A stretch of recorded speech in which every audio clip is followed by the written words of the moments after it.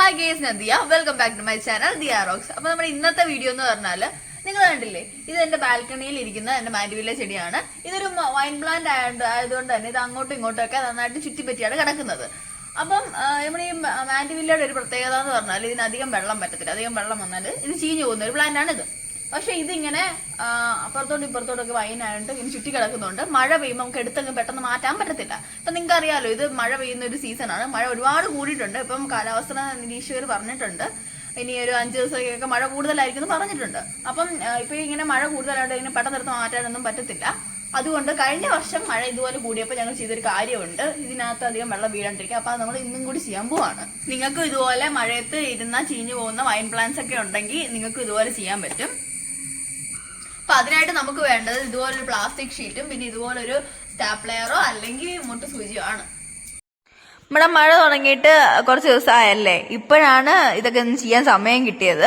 ഇപ്പൊ ഇത്രയും ദിവസവും ഈ ചെടി ഈ മഴ എല്ലാം കൊണ്ടുകൊണ്ട് നിൽക്കുമായിരുന്നു. അതിന്റെ ഇലയൊക്കെ മഞ്ഞായിട്ടിരിക്കാൻ കാരണം തന്നെ വെള്ളം കൂടിയിട്ട് വേരിന് സ്ട്രെസ് ആയതാണ്. ഇതിന് ഇങ്ങനെ തന്നെ പോവാണെങ്കിൽ ആ വെള്ളം കൂടി വേര് ജീർണിച്ചു പോയിട്ട് ആ ചെടി മൊത്തം നശിച്ചു പോകാൻ ഉള്ള സാധ്യതയുണ്ട്. ഇനിയെങ്കിലും നമ്മളിത് ചെയ്യണം. ഇത് നമ്മുടെ റെഡ് മാൻഡിവില്ലയാണ്.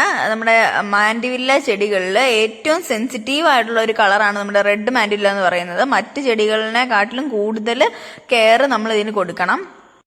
ഇതിനെ കാണാൻ നല്ല ഭംഗിയായതുകൊണ്ടായിരിക്കാം ഇതിനാണ് ഏറ്റവും കൂടുതൽ വില കൂടുതൽ.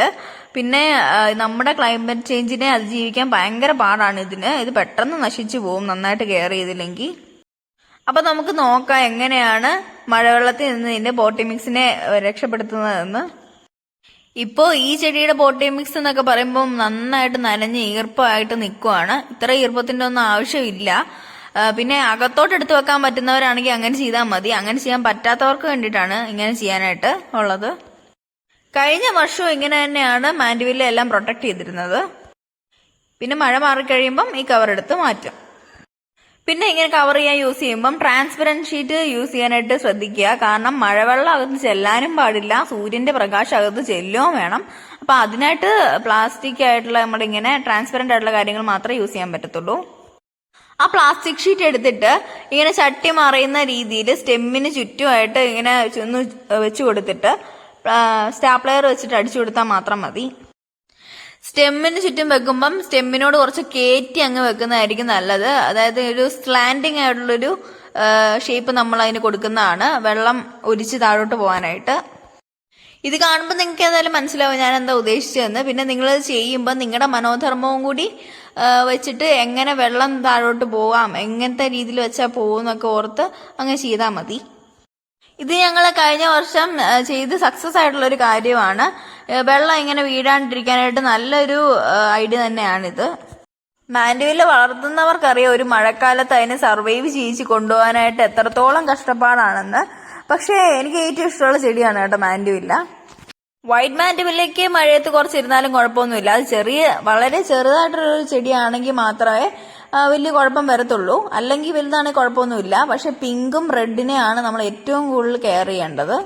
അധികം വളങ്ങള് ഈ ഒരു സമയത്ത് മാൻഡിവില്ലയ്ക്ക് കൊടുക്കാതിരിക്കുന്നതായിരിക്കും നല്ലത്. എസ്പെഷ്യലി ജൈവവളങ്ങള് കൊടുക്കാതിരിക്കുന്നത് തന്നെയായിരിക്കും നല്ലത്. പിന്നെ ഫംഗിസൈഡിന്റെ കാര്യം പറയുവാണെങ്കിൽ അത് നമുക്ക് ഇപ്പോൾ കൊടുക്കാൻ പറ്റുന്ന ഒരു സാഹചര്യമല്ല. കാരണം 3 മണിക്കൂറെങ്കിലും മഴ തോർന്ന് നിൽക്കുമ്പം കൊടുത്തിട്ട് മാത്രമേ കാര്യമുള്ളൂ. പക്ഷെ ഈ സമയത്താണ് ഏറ്റവും കൂടുതൽ ഫംഗിസൈഡ് നമ്മുടെ ചെടിക്ക് ആവശ്യമുള്ളത്. കാരണം മഴക്കാലമാണ്. അപ്പൊ നനവൊക്കെ വരുമ്പം ഫംഗസ് വരാൻ സാധ്യത കൂടുതൽ ഈ ഒരു സമയത്താണ്. അപ്പൊ പെട്ടെന്ന് നമുക്ക് അങ്ങനെ ഒരു സാഹചര്യം ഒത്തു കിട്ടുവാണെങ്കിൽ പെട്ടെന്ന് തന്നെ പോയി ഫംഗിസൈഡ് അടിച്ചു കൊടുക്കാനായിട്ട് ശ്രദ്ധിക്കുക. മറ്റൊന്നും തൽക്കാലം ഇപ്പോ ഇതിന് കൊടുക്കണ്ട. മഴക്കാലം കഴിയുന്നവരെ ഇങ്ങനെ തന്നെ അങ്ങ് പോട്ടെ. അപ്പൊ എന്റെ എല്ലാ മാൻഡിവില്ലയ്ക്കും ഞാൻ ഇത് ഇട്ട് കൊടുത്തിട്ടുണ്ട്. ആദ്യത്തെ മഴയൊന്ന് പെയ്ത് കഴിയുമ്പോൾ നമ്മളൊന്ന് വന്ന് ചെക്ക് ചെയ്യണം വെള്ളം അകത്തോട്ട് കയറുന്നുണ്ടോന്ന്. അങ്ങനെ കയറുന്നുണ്ടെങ്കിൽ അതിനെ ഒന്നും കൂടി ഒന്ന് പിടിച്ച് നേരെയാക്കി കൊടുക്കണം. പിന്നെ കാറ്റൊക്കെ വരുമ്പോൾ ഇത് പറന്നു പോകാതിരിക്കാനായിട്ട് സെല്ലോ ടേപ്പ് വല്ലതും ഉണ്ടെങ്കിൽ അത് വെച്ചിട്ട് നമ്മുടെ ചട്ടിയിലോട്ട് ആ പ്ലാസ്റ്റിക് ഷീറ്റിനെ ഒന്ന് ഒട്ടിച്ച് വെക്കണം. അപ്പൊ ഇങ്ങനെയാണ് എന്റെ വൈൻ ചെടികളൊക്കെ ഞാൻ രക്ഷിക്കുന്നത് മഴയത്ത് നിന്ന്. അപ്പൊ നിങ്ങൾക്ക് എല്ലാവർക്കും ഈ വീഡിയോ ഉപകാരപ്രദമായെന്ന് ഞാൻ വിചാരിക്കുന്നു. ഇഷ്ടപ്പെട്ടെങ്കിൽ ലൈക്ക് ചെയ്യണം, ഷെയർ ചെയ്യണം, സബ്സ്ക്രൈബ് ചെയ്യണം. തൊട്ടടുത്തുള്ള ബെല്ലൈക്കണും കൂടി എനേബിൾ ചെയ്താലേ ഞാൻ വീഡിയോ ഇടുമ്പോൾ തന്നെ അത് കാണാനും പറ്റും. അപ്പം ബൈ.